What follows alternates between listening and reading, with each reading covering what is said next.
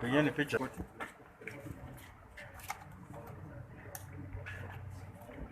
Section 48 of Economic Crime of Anti-Corruption and Economic Crime Act number 3 of 2003.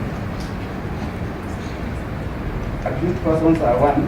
Rigathi Gachagua, William Wahome, Anne Mutarwo, Julian Jahenda Makar, Samuel Moremi Hilary, Grace Wamboi Kariuki, Lawrence Kimaro, Irene Wamboi Mbilini, David Ruben Nyangi Nguru, and MS Rapid Medical Supplies of last charge between May 2015 and December 2016 at unknown place within the Republic of Kenya, jointly conspiring to commit an offense of corruption, namely to defraud the county government of Nyeri a sum of Kenya shillings 27,493,860.